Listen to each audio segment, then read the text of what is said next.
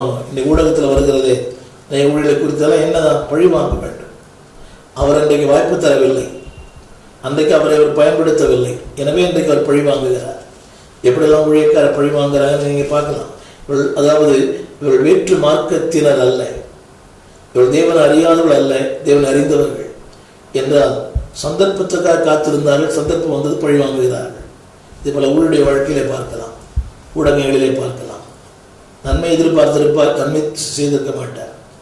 எதிர்பார்ப்பு அவர் நடக்கலை, எதிர்பார்த்த ஒன்றுக்கு அந்த ஊழியன் ஒத்து வரவில்லை, எனவே பழி வாங்க வேண்டும். இது எல்லாருக்குள்ளும் வருகிறது.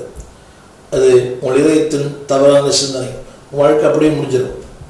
எங்களுடைய ஏசாவை போல மாறிவிடுவீர்கள். வேண்டாம், எண்ணங்களை மாற்றுங்கள், சிந்தனைகளை மாற்றுங்கள், யோசனைகளை மாற்றுங்கள், நினைவுகளை மாற்றுங்கள்.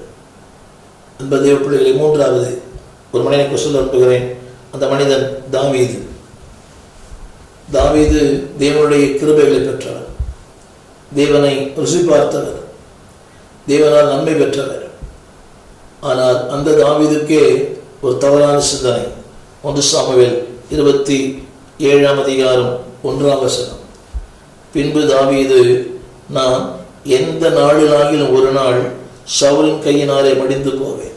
ஹலோ, நம்முடைய ஜீவன் அவர் கரத்தில், நம்முடைய ஆயுச நாட்கள் அவர் கரத்தில், மனித கரத்தில் அல்ல. இன்றைக்கு உங்களை மிரட்டும் சக்திகள் பல இருக்கலாம். எனக்கு மாணவ நாட்களில் ஊழியத்தில் நான் இருந்த பகுதியில் 19 முறை நான் காவல் நிலையத்துக்கு போய் வந்தேன். இத்தனையோ பயங்கரமான பிரச்சனைகள், தவறான குற்றச்சாட்டுகள், சொல்லக்கூடாத குற்றச்சாட்டுகள், இத்தனையும் போய். ஆனாலும் அந்த இடைப்பட்ட நாட்களில் அந்த நெருக்கம் தேவன் அறிவார். ஆனாலும் பி ஏ பாசிட்டிவ் மைண்ட், ஒரு நேர்மறையான ஒரு சிந்தையோடு உள்ள வாழுங்கள். என் தேவன் எனக்கு உதவி செய்வார். ஒருவேளை செய்தி கேட்கிற நீங்கள் வாழ்க்கையின் அடித்தளத்தில் இருக்கலாம். நீங்கள் கேட்கும் செய்திகள், நீங்கள் பார்க்கும் சம்பவங்கள், ஒரு சுற்றி நடக்கிற எல்லா காரியங்களும் உங்களை இலக்கரிக்க பண்ணலாம். But still you are safe in hands of God. வல்லவரின் கரத்தில் வரைபடமாய் உள்ள யாரையும் அணுகாது. அவன் சொல்லுகிறான், எந்த நாளிலும் ஒரு நாளிலே நான் சவுலின் கையினாலே மடித்து போவேன்.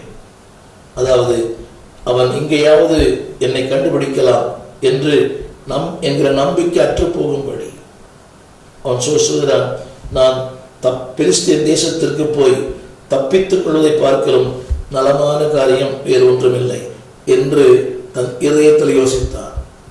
ஒன்றாய் சொல்லுகிறேன், என்றைக்கா ஒரு நாள், நாளை துன்பத்தை இன்னைக்கு சுமப்பானேன், நாளை துக்கத்தை இன்னைக்கே சுமப்பானேன். ஒருவர் சொன்னார்,